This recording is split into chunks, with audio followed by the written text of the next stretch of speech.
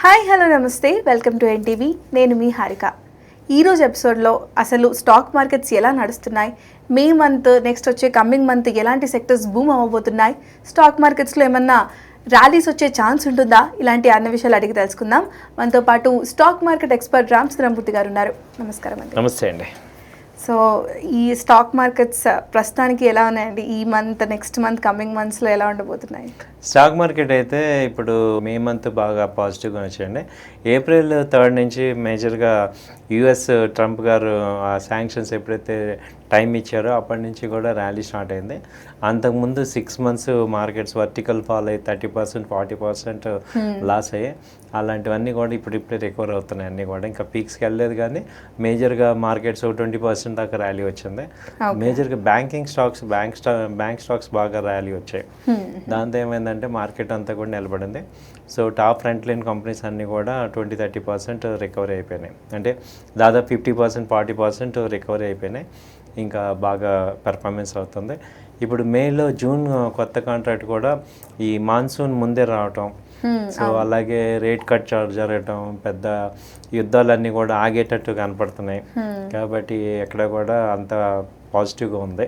So జనరల్గా కూడా చూసుకున్న జూన్, జూలై, ఆగస్ట్ వరకు కూడా ఏ మార్కెట్స్ పాజిటివ్ ట్రెండ్స్లో ఉంటాయండి. జనరల్గా అన్ని ఏ ఇయర్ చూసినా కానీ ఈ 3 months పాజిటివ్గానే ఉంటాయి. సో ఇప్పుడు ఏంటంటే బై అండ్ డిప్స్ లాగా తీసుకోవచ్చు.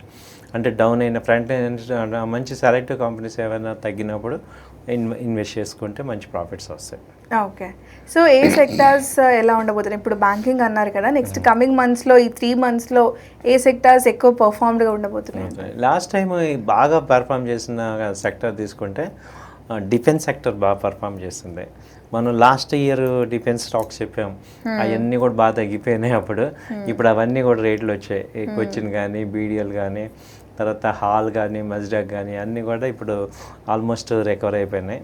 డిఫెన్స్ సెక్టర్స్ ఇంకా కంటిన్యూ కూడా ఉన్నాయి వాటిల్లో.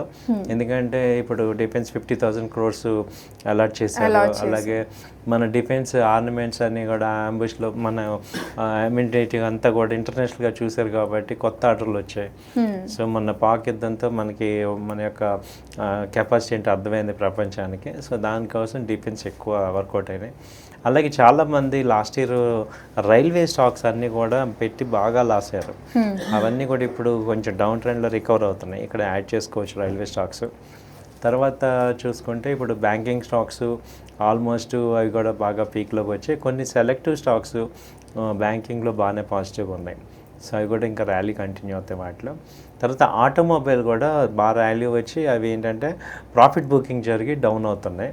సో అవి కూడా మళ్ళీ లో లెవెల్స్లో మళ్ళీ బై చేసుకోవచ్చు. ఆటోమొబైల్ ఒకటి, ఫార్మా సెక్టర్, ఐటీ సెక్టర్, ఈ రెండు కూడా ఇప్పుడు నెక్స్ట్ ర్యాలీ వచ్చే ఛాన్సెస్ ఉన్నాయి.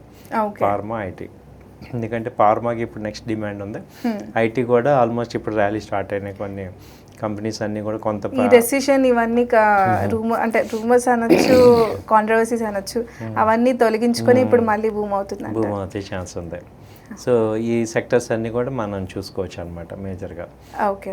సో ఇప్పుడు ఏమైనా కంపెనీస్లో ఇన్వెస్ట్ చేయాలి అనుకుంటే ఏమైనా మంచి స్టాక్స్ రికమెండ్ చేస్తారా? ఇప్పుడు ఆల్రెడీ ర్యాలీ వెళ్ళింది కాబట్టి వీటిల్లో ఉన్న వాటిల్లో మంచి బెస్ట్ స్టాక్స్ ఏమున్నాయి మిడ్ క్యాప్లో టాప్ 500 కంపెనీస్లో మేము చూసాను. ఇది కూడా నా వ్యక్తిగతమైన అభిప్రాయమే. మీరు కూడా 1-2 సార్లు చూసుకొని మీరు ట్రేడ్ చేసుకొని ఇన్వెస్ట్ చేసుకొని డెసిషన్ తీసుకోండి. సో ఫస్ట్ కంపెనీ వచ్చి టాన్లా సొల్యూషన్స్, హైదరాబాద్లో మెయిన్ హెడ్ ఆఫీసు. ఇది ఇంటర్నేషనల్గా కూడా గూగుల్ వాళ్ళకి, గూగుల్ కానీ, మెటా కానీ వీళ్ళందరికీ అసోసియేటెడ్ దాదాపు 2000 కంపెనీస్తో కొలాబరేషన్ ఉంది. ఇది ప్రెజెంట్ వచ్చి 600 ఆ రేంజ్లో ఉంది స్టాక్ వాల్యూ. ఇది ఒకప్పుడు 1600 దాకా వెళ్ళింది మొన్న 1 year బ్యాక్. ఆ తర్వాత వర్టికల్గా ఫాల్ అయ్యి 500 ఆ రేంజ్లో సపోర్ట్ తీసుకుంది. ఇప్పుడు 600 ఆ రేంజ్ ఉంది. ఇక్కడ ఎంటర్ అవ్వచ్చు. కొంత అమౌంట్ ఇక్కడ కొన్ని షేర్లు కొనుక్కోండి, మళ్ళీ 550 ఆ రేంజ్లో కూడా కొన్ని షేర్లు కొనుక్కోండి. టార్గెట్ వచ్చి 700 దాకా టార్గెట్ ఉంది. ఓకే. సో వరస్ట్ కేసులో దీని యొక్క స్టాప్ లాస్ కూడా మనం మాట్లాడుకుంటే బిలో 500 అంటే 480 ఆ రేంజ్లో స్టాప్ లాస్ పెట్టుకోండి. తర్వాత వచ్చి టిటాగర్ వ్యాగన్స్, మనందరికి తెలిసిన రైల్వే వ్యాగన్స్ ఇది. సో మొత్తం ఇండియాలో రైల్ కోచెస్ అన్నీ కూడా ఇదే ఎక్కువ ప్రొడ్యూస్ చేస్తుంది. ఇప్పుడు ప్రెజెంట్ ఇది 900 ఆ రేంజ్లో ఉంది. ఉంది. ఇది ఒకప్పుడు ఆల్ టైమ్ హై 2000 దాకా కూడా వెళ్ళింది. లో వచ్చి 600 ఆ రేంజ్ దాకా వచ్చింది.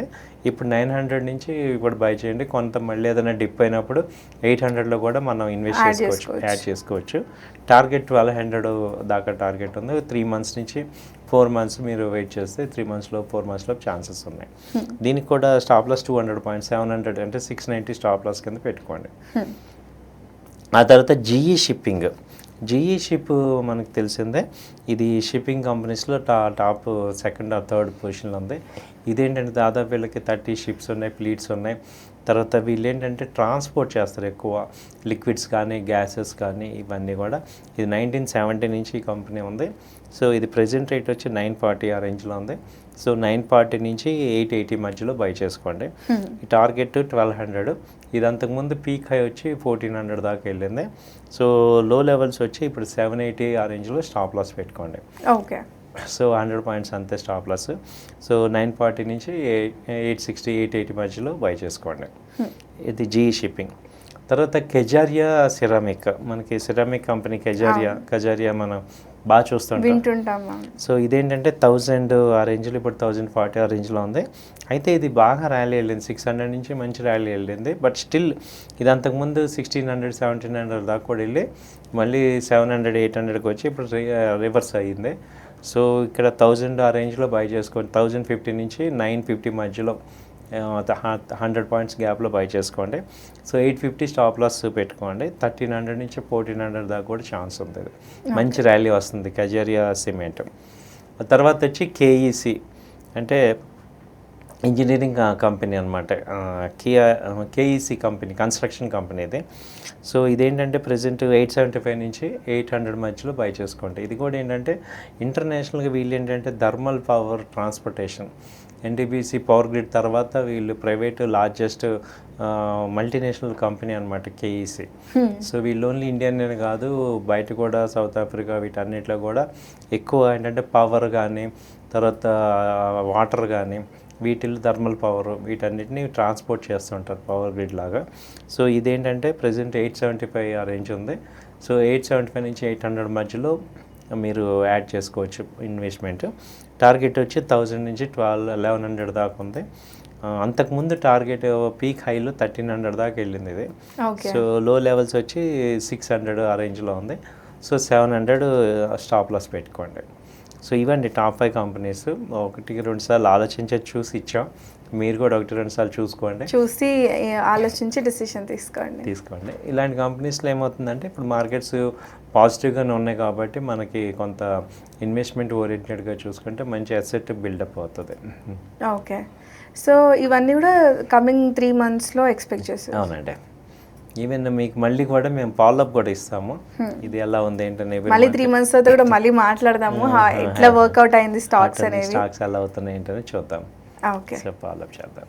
ఓకే అండి. Thank you so much. Thank you అండి. Thank you.